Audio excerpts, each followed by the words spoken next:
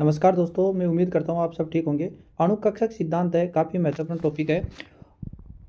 ये BSc third year और जो फर्स्ट सेमेस्टर है उनके लिए भी ये लागू होता है। तो दोनों ही जो विद्यार्थी हैं जो फर्स्ट ईयर में हैं और जो फाइनल में हैं वो इसका अध्ययन कर सकते हैं, अपने नोट्स से साथ साथ बना सकते हैं। देखिए दोस्तों, अणुकक्षक सिद्धांत है जिसको मॉलिक्यूलर ऑर्बिटल थ्योरी कहा जाता है। वैसे शॉर्ट में इसको एमओटी कहते हैं। अणुकक्षक सिद्धांत है या एमओटी है, उसका जो प्रतिपादन है हुंड और मूलिकन नामक दो वैज्ञानिकों ने किया था। और इस सिद्धांत के अनुसार क्या होता है, देखो इसके मुख्य जो अभिगृत हैं वो हम इस प्रकार लिख सकते हैं कि दो परमाणु के जो नाभिक हैं वो एक दूसरे के पास आते हैं और इनके जो परमाणु कक्षक हैं वो एक दूसरे के साथ अतिव्यापन करके अणुकक्षकों का निर्माण करते हैं। जैसा कि हम यहाँ पर देख पा रहे हैं, ये दो परमाणु कक्षक हैं, इनके अंदर अतिव्यापन होता है और अतिव्यापन से ये अणुकक्षक बनता है। एमओटी के अंदर क्या होता है कि जो अणुकक्षक बनने के बाद में जो इनको बनाने वाले जो परमाणु कक्षक हैं वो अपनी पहचान खो देते हैं, यानी कि इनकी जो पहचान है वो समाप्त हो जाती है।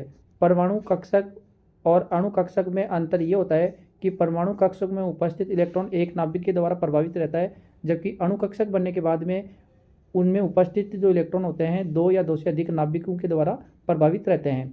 केवल वे ही परमाणु कक्षक अतिव्यापन में जुड़ सकते हैं जिनके लिए सममिति अनुमति देती है या जिनकी ऊर्जा है वो लगभग समान होती है, वही अतिव्यापन में भाग लेते हैं और अणु कक्षकों का निर्माण करते हैं। और जो प्रत्येक अणु कक्षक हैं उनका जो तरंग फलन है उसको साई के द्वारा प्रदर्शित करते हैं। यह इलेक्ट्रॉन के पाए जाने की प्रायिकता को दर्शाता है। इसके अलावा जितने परमाणु कक्षक अतिव्यापन में भाग लेंगे उतनी संख्या में नए कक्षकों का निर्माण होता है। बंदी अणुकक्षक हैं उनको सिग्मा, पाई और डेल्टा से प्रदर्शित करते हैं, जबकि जो विपरीत बंदी अणु हैं वो उन कक्षकों को सिग्मा एंटी स्टार, पाई एंटी स्टार और डेल्टा एंटी स्टार द्वारा हम प्रदर्शित करते हैं। और इन अणु कक्षकों में जो इलेक्ट्रॉन बढ़ते हैं वो आहबाउ, हुंड और पाउली के जो नियम हैं उनके अनुसार बढ़ते हैं, यानी कि जो पहले जो इलेक्ट्रॉन भरेंगे वो निम्न ऊर्जा के कक्षकों में भरेंगे, फिर उसके बाद में अधिकतम ऊर्जा वाले कक्षकों के अंदर हम इलेक्ट्रॉन भरते हैं। और जो अणु कक्षक बनते हैं, अणु कक्षक तीन प्रकार के होते हैं। एक तो बंदी आणविक कक्षक और एक अनाबंधित आणविक कक्षक और एक विपरीत बंदी कक्षक, यानी बॉन्डिंग ऑर्बिटल और नॉन बॉन्डिंग ऑर्बिटल और एंटी बॉन्डिंग ऑर्बिटल। तीन प्रकार के अणु कक्षकों का निर्माण होता है। बंदी अणु कक्षक क्या होते हैं, देखिए ये वे कक्षक होते हैं जिनकी जो ऊर्जा है अतिव्यापन में भाग लेने वाले जो परमाणु कक्षक हैं उनसे कम होती है, वो बंदी अणु कक्षक कहलाएंगे। परमाणु कक्षक में इलेक्ट्रॉन केवल एक नाभिक द्वारा आकर्षित रहते हैं, किंतु अणु कक्षक में इलेक्ट्रॉन एक से अधिक नाभिकों के द्वारा एक साथ आकर्षित होने लगते हैं।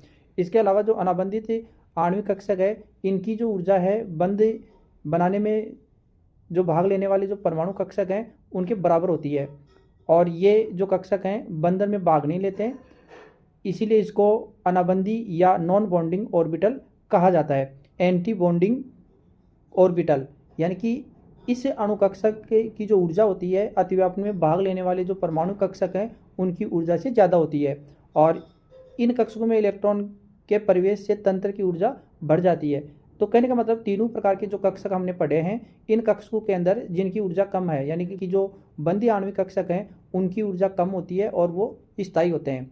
अब इसके बाद में जो मुख्य पॉइंट है आज का वो है LCAO से MO का निर्माण, यानी कि जो liner combination of atomic orbital, यानी परमाणु कक्षकों के सररेखीय संयोजन के नियम। देखिए दोस्तों, जो परमाणु कक्षकों के सररेखीय संयोजन के जो नियम हैं इनको हम दो प्रभावों के रूप में पढ़ते हैं। एक तो व्यवकलन प्रभाव होता है और एक योगात्मक प्रभाव होता है।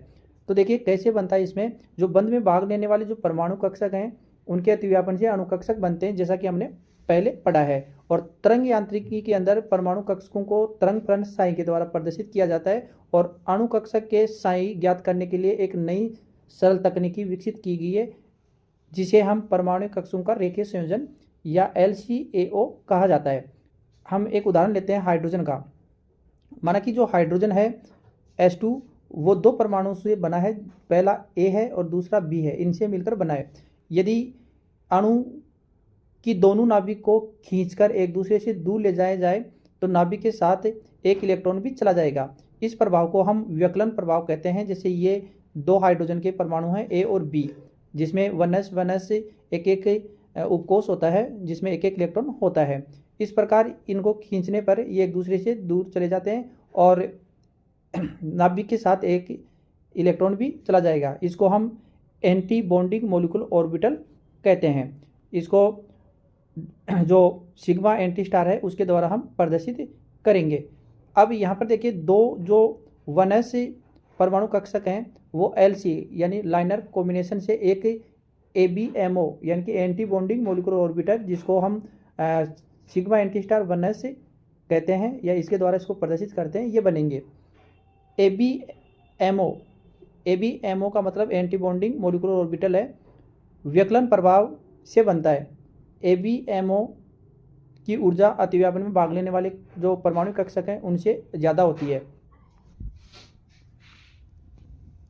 जैसा कि साई ए व साई बी के रेखीय संयोजन को व्यकलन प्रभाव के लिए इस प्रकार हम दर्शाते हैं।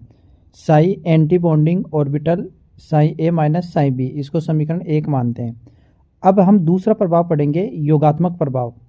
देखिए दोस्तों, जो योगात्मक प्रभाव है वो व्यकलन प्रभाव से विपरीत है।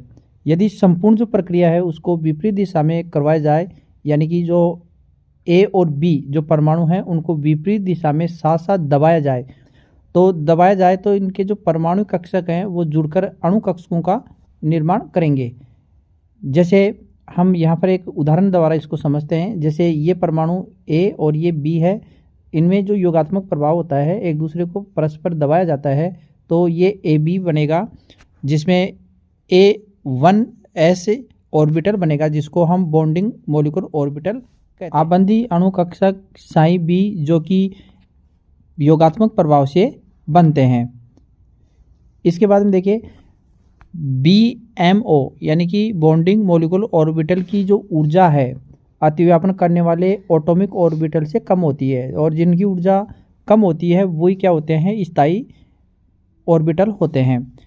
इसे हम साई BMO बराबर Sai A plus psi B लिखेंगे, जो समीकरण नंबर 2 है। यानी कहने का मतलब यह है कि व्यकलन प्रभाव में Sai A minus psi B लिखते हैं और योगात्मक प्रभाव के अंदर Sai A plus psi B लिखा जाता है, क्योंकि उसमें हम एक दूसरे परमाणु को खींचते हैं और जो योगात्मक प्रभाव है इसमें एक दूसरे को दबाते हैं जिससे वो जुड़कर अणु कक्षकों का निर्माण करते हैं। यहाँ पर हम एक ये जो चार्ट देख रहे हैं इसमें ये ऊर्जा का बढ़ता हुआ क्रम है, जिसमें साई A ये परमाणु कक्षक है, ये साई B परमाणु कक्षक दूसरा है B वाला, यानी कि दो हाइड्रोजन का जो अणु था दो हाइड्रोजन परमाणु से मिलकर बना है, जिसका तरंग फलन साई A और साई B है। इसका योगात्मक प्रभाव के रूप में साई B, यहाँ पर जो छोटा b दे रखा है, ये बॉन्डिंग मॉलिक्यूलर ऑर्बिटल को प्रदर्शित करता है, जिसको हम Sai A plus psi B द्वारा प्रदर्शित करते हैं। जबकि जो ऊपर वाला है उसको साई एंटी स्टार या साई A द्वारा भी हम प्रदर्शित करते हैं, जो छोटा a लिखते हैं। इसके बराबर Sai A minus psi B आता है, जो कि व्यकलन प्रभाव को प्रदर्शित करता है। अर्थात हम ये कह सकते हैं कि दो परमाणु कक्षक परस्पर संयोग करते हैं तो बने हुए आणविक कक्षकों का तरंग फलन परमाणु कक्षकों के तरंग फलन के योग के अथवा अंतर के बराबर होता है।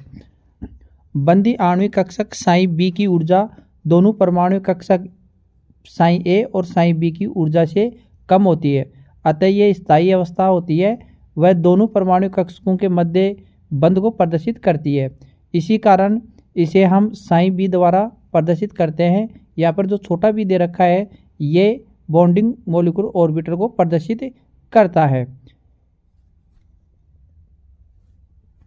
साई B बराबर Sai A plus psi B में जो प्लस का चिन्ह है वो इस बात को प्रदर्शित करता है कि दोनों परमाणु परस्पर जुड़ रहे हैं, अर्थात अतिव्यापन कर रहे हैं, जबकि जो विपरीत बंदी आणविक कक्षक हैं उनकी ऊर्जा दोनों परमाणु कक्षक साई A व साई B की ऊर्जा से अधिक होती है और ये उत्तेजित अवस्था है, और हम इसे साई एंटी स्टार या साई A द्वारा प्रदर्शित करते हैं। और ये अस्थायी अवस्था है। इसके लिए जो माइनस का चिन्ह दर्शाया गया है उसका मतलब ये होता है कि एक दूसरे को गठा रहे हैं, यानी ये कक्षक एक दूसरे से दूर जा रहे हैं या गठा रहे हैं, मतलब ये एक दूसरे से दूर जा रहे हैं या प्रतिकर्षित कर रहे हैं। Sai B Sai A plus psi B का अगर वर्ग करें तो साई B स्क्वायर बराबर आ जाएगा psi A square plus psi B square plus 2 psi A और साई बी, यानी कि यहाँ पर एक सर्वसमीका बनती है। जैसा कि आप पढ़े होंगे कि ए स्क्वायर प्लस बी स्क्वायर, यदि इस प्रकार का सर्वसमीका आती है वो किस प्रकार होगी, A square plus B square plus 2ab। उस सर्वसमीका से हम इसका वर्ग करके इस प्रकार निकालेंगे, जिसमें साई बी स्क्वायर बराबर psi A square plus psi B square plus 2 psi A और साई बी, ये समीकरण नंबर 3 आएगा। यहाँ पर देखिए ये नीचे वाला जो दोनों परमाणु हैं ए और बी, ये अतिव्यापन से इन अणुकक्षकों का निर्माण कर रहे हैं, जो युगात्मक प्रभाव है, जिसमें ये जो कक्षक बनेगा वो बॉन्डिंग मॉलिक्यूलर ऑर्बिटर बनेगा और ये एक दूसरे से दूर जा रहे हैं, जिसमें विकलन प्रभाव हो रहा है, जो साई ए द्वारा हम प्रदर्शित करते हैं, यानी कि एंटी बॉन्डिंग मॉलिक्यूलर ऑर्बिटल है। और ये ए और बी है, ये हाइड्रोजन के दोनों परमाणु हैं, जो परमाणु कक्षक हैं वो हैं।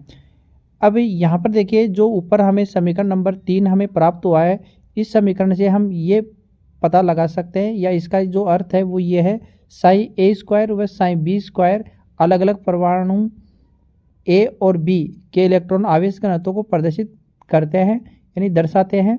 और साई बी स्क्वायर ये बंदी आणविक कक्षक साई बी के इलेक्ट्रॉन आवेश घनत्व को प्रदर्शित करता है।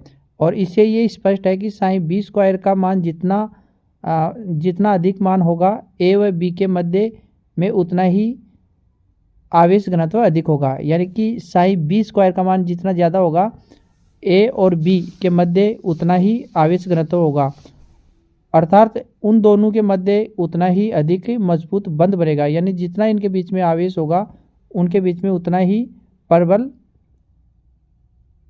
बंध बनता है। इसी प्रकार साई बी स्क्वायर का मान psi A square plus psi B square के मान से 2 साई ए साई बी व्यंजक जितना अधिक है। यह व्यंजक कक्षकों के अतिव्यापन का परिणाम होता है। जैसा कि हम यहाँ इस समीकरण से हमें पता लग रहा है कि जो साई बी स्क्वायर बराबर साई ए प्लस साई बी, यानी इन दोनों का जो इलेक्ट्रॉन घनत्व है उससे इतना ज़्यादा होगा। और इसी प्रकार यदि दूसरे समीकरण के लिए भी हम वर्ग करके देखें तो उसमें इसका विपरीत आता है। और देखो यहाँ पर जितना अधिक कक्षकों का अतिव्यापन होगा उतना ही दोनों के मध्य आवेश घनत्व अधिक होगा, तो स्वाभाविक है कि उतना ही मजबूत दोनों के बीच में बंध बनेगा, यानी कि प्रबल बंध बनेगा। इस प्रकार हम LCAO से मॉलिक्यूलर ऑर्बिटर का निर्माण करते हैं, यानी कि परमाणु कक्षकों के सररेखीय संयोजन से हम अणुकक्षकों का निर्माण करते हैं। तो मैं उम्मीद करता हूँ आपको ये समझ में आया होगा। Thank you for watching.